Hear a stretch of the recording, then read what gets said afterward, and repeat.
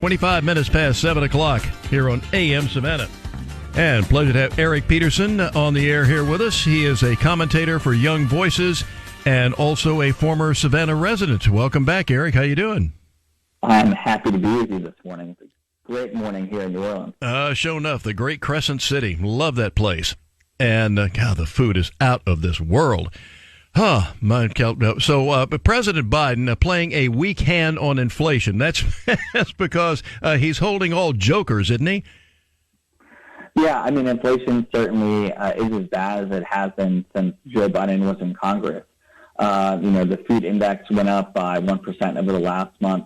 Home prices are up 10.8%, largest since 1980. Food prices are up over 10%. Rents up.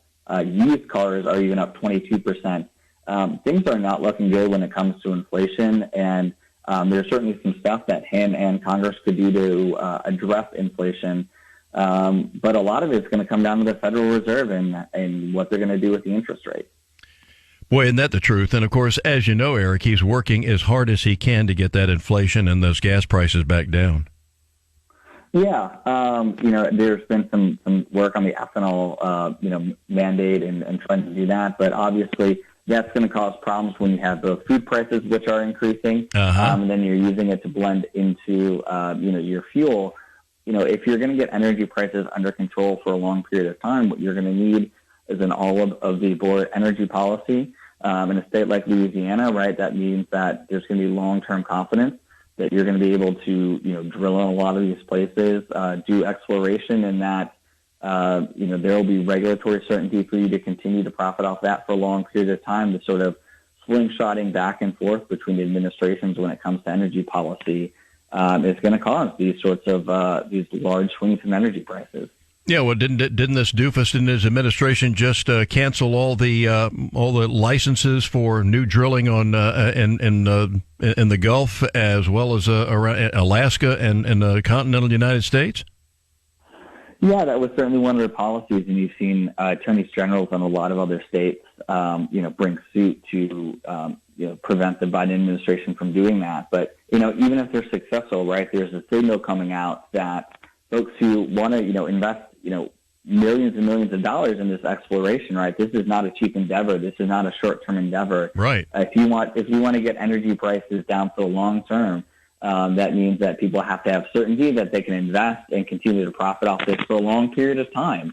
Until America sort of figures out if you want to be a oil and gas and all of the above state, or a state that continues to rely on OPEC for your oil and gas.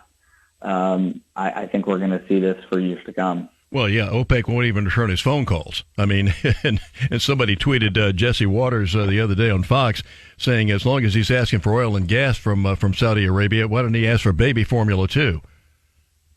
Yeah, I think some of that stuff is much easier to sort of pin on policies that you're seeing in the administration. Some things are just world events that he can't control. Stuff like cars and that.